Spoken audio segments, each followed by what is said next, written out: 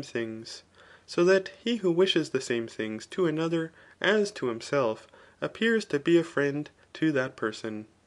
Men also love those that have either benefited them, or those that are under their care, or if their kindness to them has been great, or has been cheerfully exerted, or seasonably, and for their own sake, and also such as they think are willing to benefit others. They likewise love the friends of their friends, and those that love the same person that they love, and who are beloved by those who are beloved by them, who are likewise enemies to those to whom they are enemies, and who hate those whom they hate, and are hated by those who are hated by them. For the same thing appears to be good to all these, and to themselves, so that they wish the same good to them as to themselves, which was the definition of a friend. Farther still, men love those who are beneficent to them in pecuniary affairs, and in those things which regard their safety. Hence, they honour liberal, brave, and just men, and they consider those to be such who do not live on the property of others. But men of this description are those that live by their own labour, and among these are those that live by agriculture, and of others, especially manual artificers. They also love those that are temperate, because they are not unjust. And for the same reason they love those that lead a quiet life, unmolested by business. We likewise love those to whom we wish to be friends, if they appear to wish to be our friends. But men of this description are such as are good according to virtue, and are celebrated either by all men, or by the best of men, or by those who are admired by us, or by those who admire us. Farther still, men love those who are agreeable companions, and with whom they can pass the day pleasantly. But men of this description are such as are ingenuous, who do not reprove the faults of others, and are not studious of contention nor morose, for all such persons are pugnacious. And those that are pugnacious appear to wish things contrary to the wishes of friends.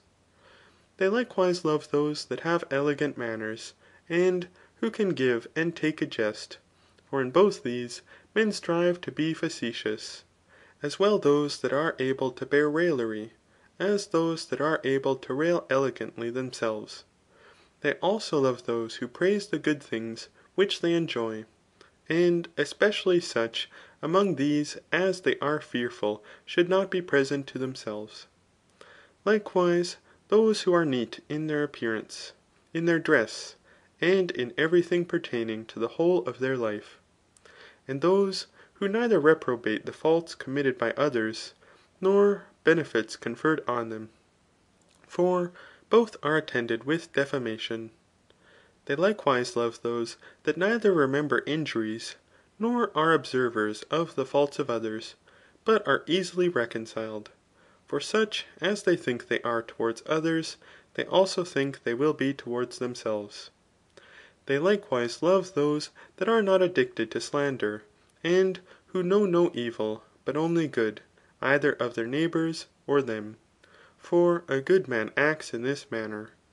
Also those that do not resist them when they are angry, or seriously employed, for such like persons are pugnacious.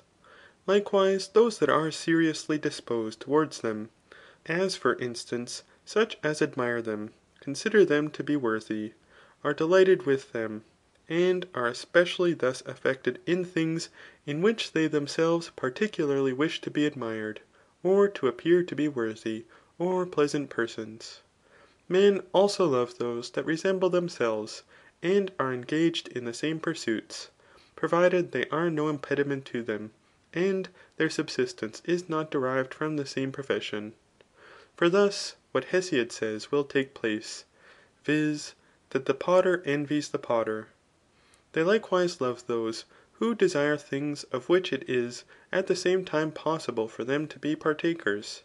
For if not, the same thing which we have just noticed will thus happen. They also love those towards whom they are so disposed, as not to be ashamed of things which are base only according to opinion, and towards whom they are ashamed of things which are in reality base ; and likewise those by whom they are ambitious to be honoured, or by whom they wish to be emulated, and not to be envied ; for these they either love, or wish to be their friends. They likewise love those with whom they co operate in the acquisition of some good, lest greater evil should hereafter befal themselves. And also those who similarly love their friends when absent and present ; on which account all men love those who are thus disposed towards the dead. And in short, they love those who very much love their friends, and do not forsake them. For among the number of good men, they especially love those who are good in what relates to friendship. They likewise love those who do not act with dissimulation towards them. But men of this description are such as are not ashamed to speak of their own defects. For we have already observed that towards friends we should be ashamed of things which relate to opinion, i.e. which are base in opinion only, and not in reality. If, therefore, he who is ashamed has not friendly love, he who is not ashamed will resemble one who has friendly love. Men, likewise, love those who are not the objects of fear, and in whom they can confide ; for no one loves him of whom he is afraid. But the species of friendship are fellowship, familiarity, alliance, and things of the like kind. Beneficence also exerted towards another person is productive of friendship, as also are acting beneficently when it is not required, and not divulging favours when they are bestowed. For thus beneficence will appear to have been exerted for the sake of the friend, and not on any other account. CHAPTER 5. With respect to enmity, however, and hatred, it is evident that they must necessarily be surveyed from contraries. But the things which produce enmity are anger, injury either in word or deed, and calumny. Anger, therefore, arises from what pertains to ourselves. But enmity may exist independent of what has reference to ourselves. For if we conceive a man to be a person of a certain description, we hate him. And anger, indeed, is always exerted towards particular persons, as for instance towards Callias or Socrates. But hatred is also exerted towards genera themselves. For every man hates a thief and a sycophant. And anger, indeed, may be cured by time, but hatred is incurable. The former also desires to give pain, but the latter is more desirous to do harm. For he who is angry wishes that he with whom he is angry may be sensible of pain. But with him who hates, this is of no consequence. All painful things, however, are objects of sensation, but those things which are especially evils, viz. Injustice and folly, are in the smallest degree objects of sensation. For the presence of vice is attended with no pain, and anger, indeed, is accompanied with pain, but hatred is not. For he who is angry is pained, but he who hates feels no pain.